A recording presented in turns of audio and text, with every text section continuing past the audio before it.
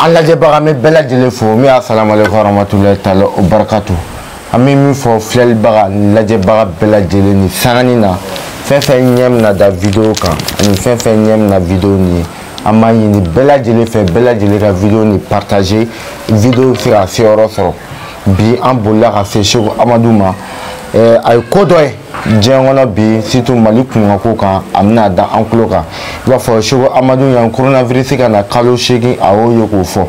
yani ko tamaga ke Malik ko na smala sisi ala khanya la smala ka blali ale raaye ka video chari jengono smala nana sugula ama ay do ga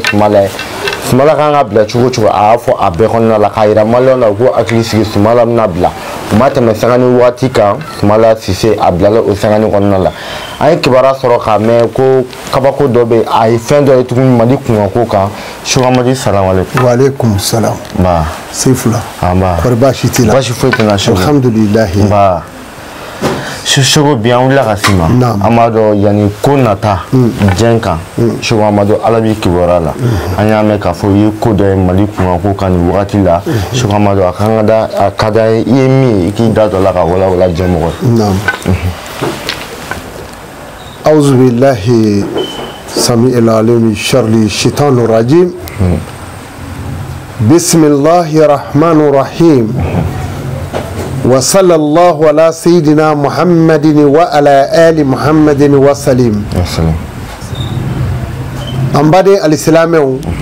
شيخ أحمد سيدي بانغو أحمد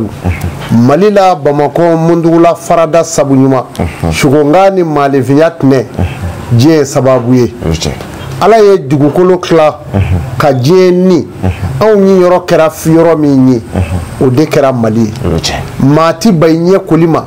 kwa chira alislamew Sheikh Amadou wulila kun semaine ndemene na nya fawye ni chef la ka mission fait wo sinangala masake ki jongono te yemina kalaya a semaine flana ye tasuma do nya fo yengo bana kumi jeka no ye coronavirus a bana nano chogola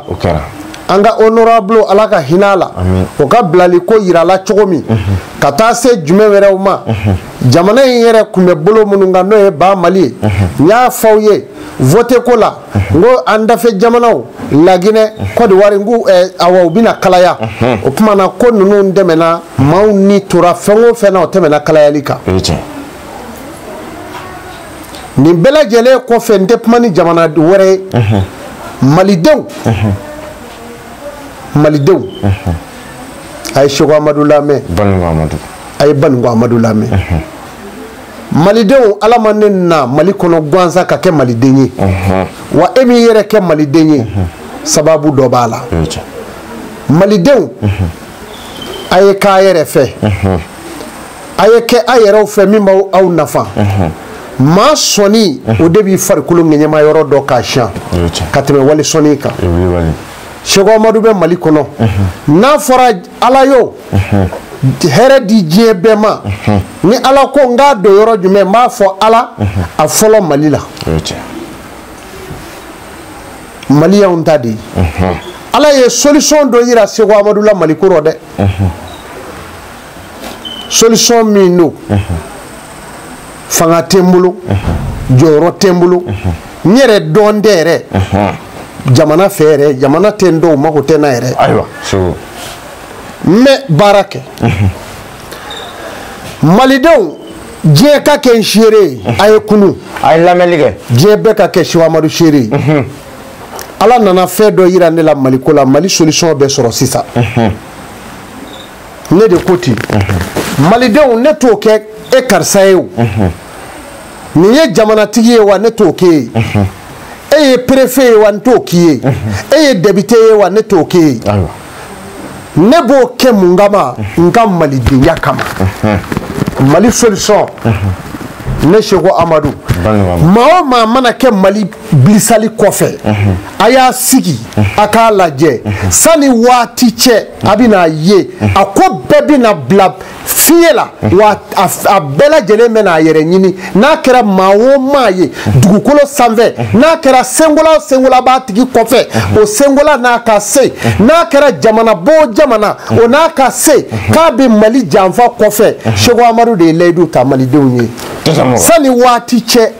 a bɛ n'a ye kɛnɛ kan sisan Mali solution bɛ na sɔrɔ wa a tigiw fana bɛ na ye a tɛ dogo fana u bɛ ye cogo min na diɲɛ bɛ n'a ye fana n'a kɛra diɲɛ bonya o bonya i tɛ bonya ni Ala ye ne bɛ na min kɛ wa n t'o fɔ mais n bɛ na min kɛ Ala ye min jira n na n bɛ n'o de kɛ wa malidenw solution sɔrɔla Mali la malidenw Seko Amadu de ko ten solution sɔrɔla Mali la a y'a sigi a k'a ko a filɛ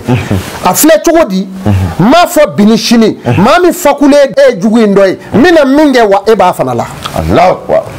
n tɛ maa deli o la wa n tɛ tamaki maa ɲɛ o la Mali solution wa a bɛ sɔrɔ sisan maa o maa bɛ Mali janfa kɔfɛ malidenw diɲɛ ka kɛ Seko Amadu seere a bɛ n'a tigi ye sisan wa a bɛ n'a tigiw dɔn wa a bɛ n'u ye u malolen wa a bɛ n'u nagasalen ye wa a bɛ n'a ye Mali bɛ bɔ dingɛ kɔnɔ wa Mali solution bɛ na sɔrɔ jamana in solution bɛ sɔrɔ k'a bɔ tɔɔrɔ kɔnɔ ne m'a fɔ a ye k'a fɔ maa ti fa bilen Mali kɔnɔ la mun kama ni maa minnu t'i dɔn ko b'u sɔrɔ u tɛ ne dɔn ko minnu bɛ ka kɛ Mali kɔnɔ o ye latigɛ ye sani u ka ne dɔn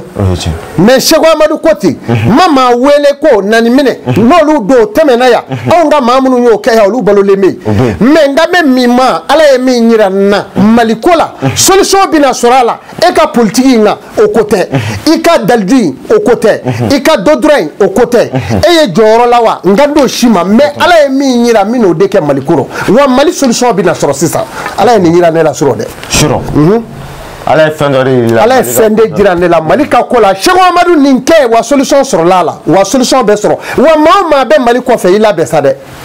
maa o maa bɛ Mali jangata kɔfɛ maa o maa bɛ Mali tiɲɛni kɔfɛ a bɛɛ k'a labɛn a bɛ n'a bɛɛ ye sisan malo ni minɛn kɔnɔ ani dɔgɔya minɛn ani curoni minɛn ani saya minɛn a mana kɛ fɛn o fɛn ye ani kumasuli minɛn a mana kɛ jamanaba o jamanaba ye a b'a ye sisan Seko Amadu de ko ten bi ne de côté bi Seko Amadu de côté wa o bɛna kɛ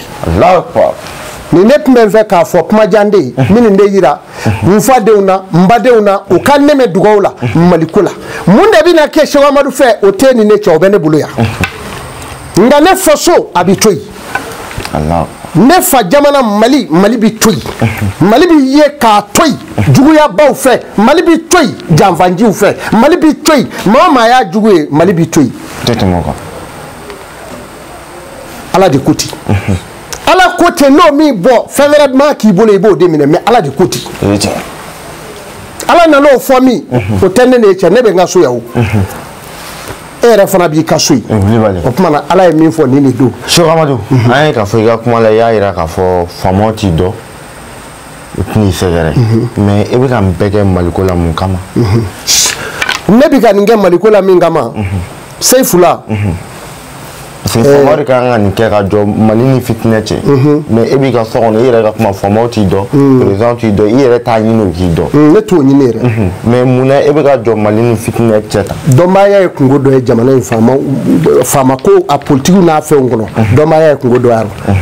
ne ye mɔgɔ ye ne de ye Seko Amadu ye Ala ye anw da anw ye maa dɔw de ye an nara de an ka don diɲɛ ni bilenman cɛ diɲɛ ni tasuma cɛ anw nara nin de kama i y'an dɔn i m'an dɔn o ta bani hɛrɛ min mana k'i bolo a kɔnɔ o sɔrɔ mais anw nara de Ala fɛ Ala bɛ n'a ka juru don maa minnu na a fɔ jɔnw ye wala a k'u ye ne de da m'o de kama Ala fɛ wa n b'a kɛ Mali bɛ bɔ tasuma kɔnɔ wa Mali solution sɔrɔlen don Mali la Seko Amadu de y'a fɔ diɲɛ bɛɛ ka kɛ seere u k'u sigi u ka Mali filɛ u bɛ se min na ka kɔrɔ u k'o kɛ bani malidenw bɛ se min na ka kɔrɔ u k'o kɛ mais Mali yɛrɛ maa o maa bugun b'a janfa kɔfɛ a bɛ na ye dɛ sabu attaque ni fɛn fɛn bɛ ka kɛ fɛn b'a kɔfɛ fɛn kelen tɛ fɔ dɛ Mali kɔni tɔɔrɔ maa o maa b'a kɔfɛ attaque ni fɛn o bɛɛ ye fɛn kelen fɔlen fɛ Mali bɛ tɔɔrɔ o kɔnɔ a dɔw ka bon attaque ye o ka k'i yɛrɛ jugu ye o ma ɲugu taa taki ka jugu n'a taki e bɛ taa jugu ɲini kana jugu tɔ fɔ i kɛra jugu o jugu i kɛra Mali janfa o janfa ju bi bɔ yɔrɔ min na n'i y'a mɛn a taki n ko dɔw de b'a jukɔrɔ Mali juguya bi bɔ yɔrɔ o yɔrɔ a y'a sigi a k'a lajɛ Seku Amadu de ko a juguya banna wa a sera a dan na wa u bi fara walima a bi ye